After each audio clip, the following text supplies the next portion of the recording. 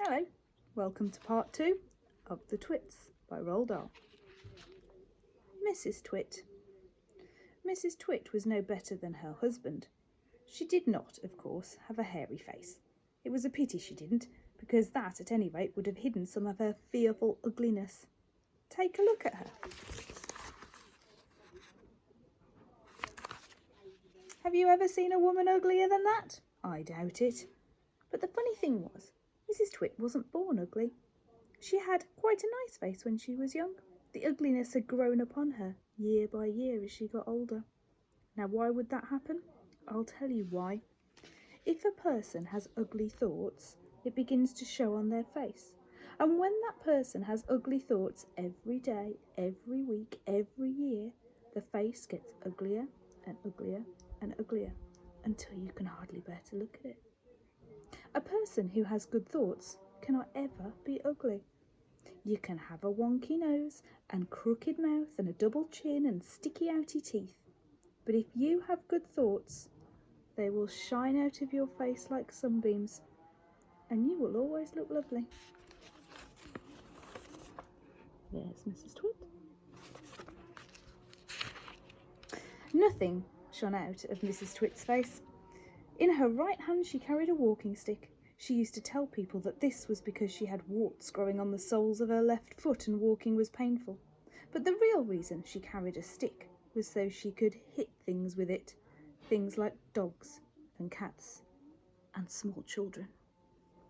And then there was the glass eye. Mrs. Twit had a glass eye that was always looking the other way. This chapter is called The Glass Eye. You can play a lot of tricks with a glass eye because you can take it out and pop it back in again anytime you like. And you can bet your life that Mrs. Twit knew all the tricks. One morning she took out her glass eye and dropped it into Mr. Twit's mug of beer when he wasn't looking. Mr. Twit sat there drinking his beer. Slowly, the froth made a white ring on the hairs around his mouth. He wiped the froth onto his sleeve, and he wiped his sleeve onto his trousers. "You're plotting something," Mrs. Twit said, keeping her back turned so he wouldn't notice that her eye was missing. "Whenever you go all quiet like that, I know you're plotting something." Mrs. Twit was right. Mr. Twit was plotting away like mad. He was trying to think of a nasty trick he could play upon his wife that day. "You'd better be careful," Mrs. Twit said, "because when I see you starting to plot, I watch you like a wombat." "Oh, do shut up," Mr. Twit said, and he went on drinking his beer, and his evil mind kept working away on the latest horrid trick he was going to play on his wife.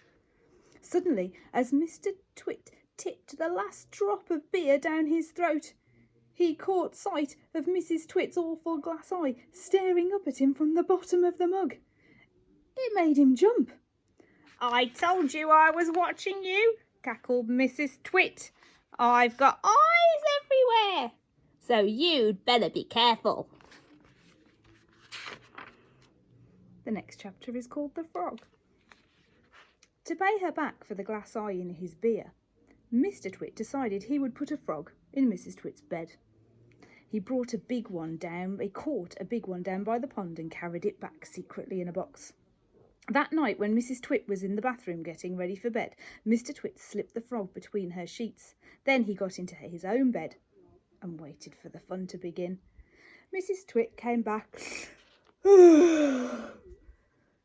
got into bed, turned out the light. She lay there, scratching her tummy in the dark. Her tummy was itching. Dirty old ladies like her always have itchy tummies. Then all at once she felt something cold and slimy crawling over her feet. She screamed, "Ah!" "What's the matter with you?" Mr. Twit said.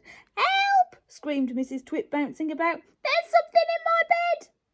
"I bet it's a giant skillywiggler. I saw one on the floor just now," Mr. Twit said. "Oh, what?" screamed Mrs. Twit. "I tried to kill it, but it got away," Mr. Twit said. "It's got teeth like screwdrivers." "Help!" screamed Mrs. Twit. "Save me, it's all over It'll bite off your toes, Mr. Twit said. Mrs. Twit fainted. Oh. Mr. Twit got out of bed and fetched a jug of cold water. He poured the water over Mrs. Twit's head to revive her. The frog crawled up from under the sheets to get near the water.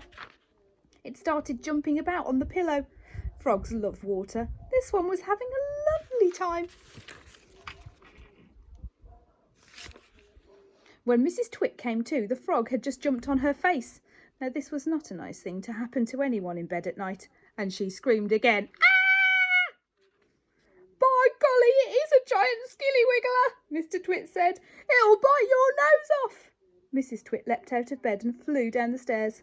She spent the night on the sofa. The frog went to sleep on her pillow. There'll be more soon.